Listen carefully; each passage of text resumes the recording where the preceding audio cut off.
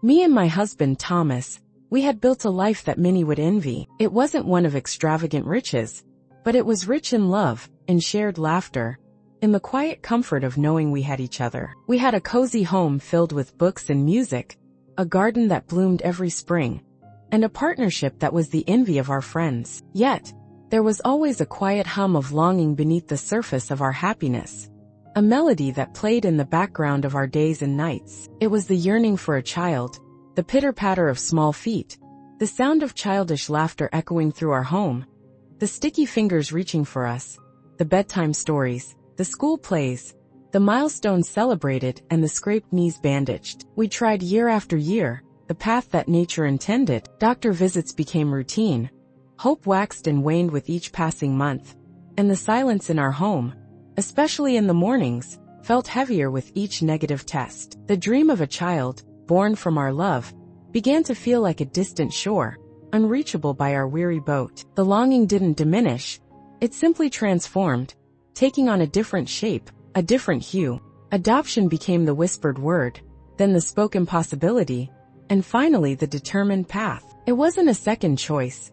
It was a different kind of miracle, a different kind of love story waiting to be written. The process was long, filled with paperwork, interviews, home studies, and the nervous anticipation of being chosen, of being deemed worthy to raise a child who needed a home, a family love. Then came Lily, a tiny bundle of joy, with eyes as bright as the summer sky, and a smile that could melt the coldest heart. She was 3 months old when she came into our lives, a precious gift entrusted to us. The moment we held her, all the years of longing, all the quiet sadness, dissolved into a tidal wave of love. She wasn't adopted, she was ours. From that day forward, our home was filled with the sounds we had only dreamed of. Her giggles were like music.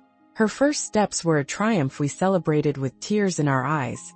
Her scribbled drawings were masterpieces proudly displayed on the refrigerator. We raised her as our own, pouring every ounce of love, care, and dedication into her upbringing. School plays were never missed, parent-teacher conferences were always attended, scraped knees were kissed better, and bedtime stories were read with dramatic flair. We encouraged her dreams, nurtured her talents, and guided her through the turbulent waters of adolescence. We were there for the first day of school, the awkward teenage years, the triumphs in sports and academics, the heartbreaks of first loves. We were a family bound not by blood, but by something far stronger: choice, commitment, and unwavering love. College applications, graduation ceremonies, the pride swelling in our chests as she walked across the stage.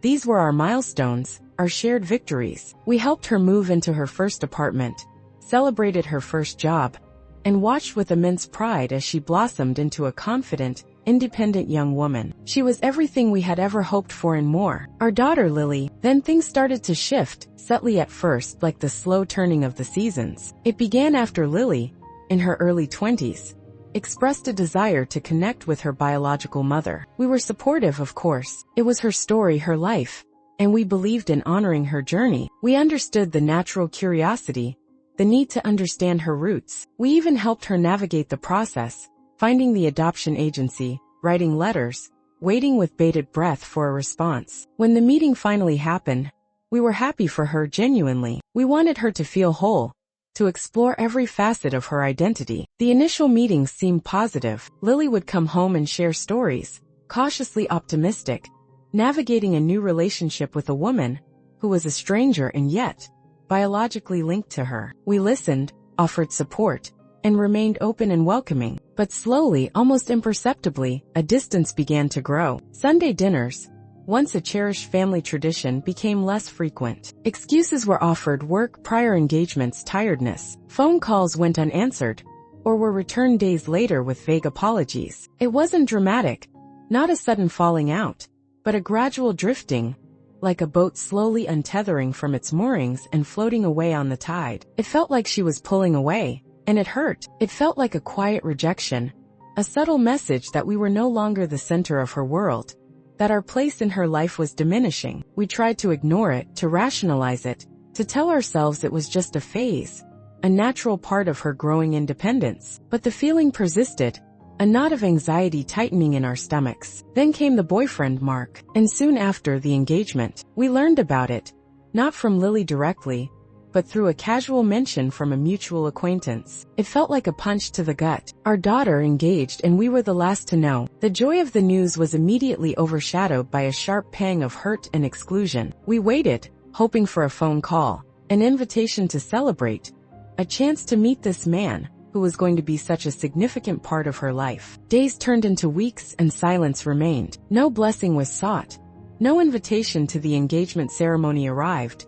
No introduction to Mark was offered. It was as if we were invisible, erased from this momentous occasion in our daughter's life. The hurt deepened, festered, and began to morph into confusion. Why? What had we done? Had we failed her in some way? Had we not been good enough parents? We replayed her childhood in our minds, searching for clues, for moments of neglect, for instances where we might have fallen short. We scrutinized our parenting, questioning every decision, every interaction, every discipline. We couldn't find anything. We had poured our hearts and souls into raising her, providing her with every opportunity, showering her with love and support. We had worked tirelessly to give her a happy and secure life. We had always seen her as our own flesh and blood, cherished and adored. Then, a chance conversation with the parents of Lily's childhood friend offered a possible, albeit painful explanation. They mentioned casually that they had heard from Lily's biological mother that she wasn't particularly fond of us, and that she didn't want Lily spending too much time with us. We dismissed it initially. It seemed unbelievable, petty, and frankly cruel. Why would she say that?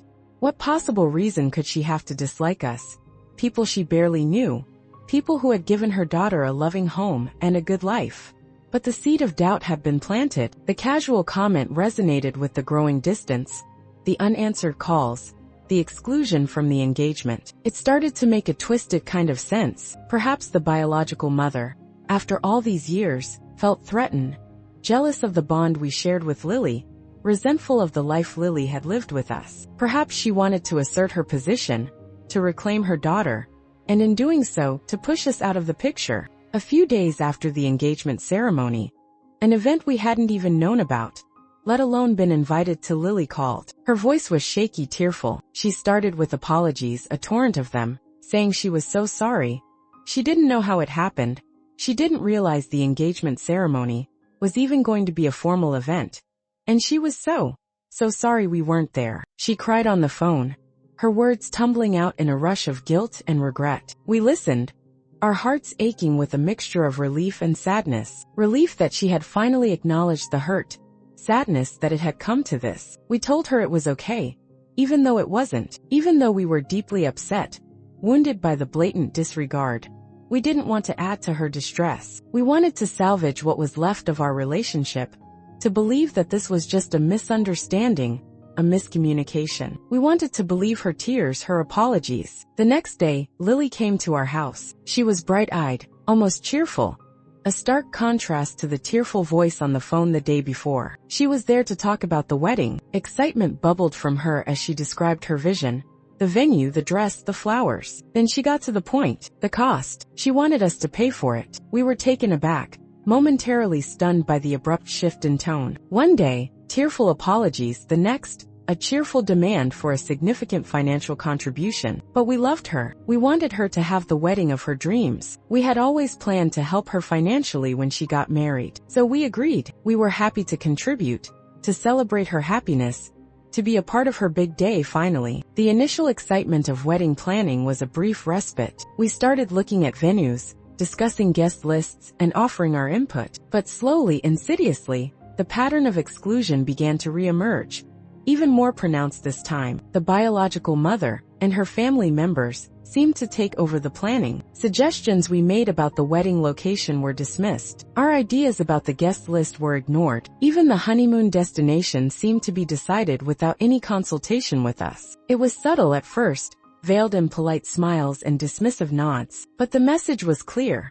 We were not welcome to have a meaningful say in the wedding arrangements. And every decision, every exclusion, chipped away at our hearts, reminding us of our increasingly marginalized role in Lily's life. The financial aspect became even more complicated. The biological mother's family had extravagant tastes, and the wedding plans grew increasingly elaborate and expensive. We were presented with bills, expected to pay without question, Our opinions on budget completely disregarded. We were willing to contribute, generously even, but the escalating costs, coupled with our increasing exclusion, began to feel less like a loving contribution and more like a financial obligation to people who didn't value us. Then came the final blow. The day before the wedding, we received a phone call, not from Lily, but from a distant relative of the biological mother, someone involved in the wedding arrangements. Casually, almost as an afterthought, she mentioned the wedding rehearsal was starting soon,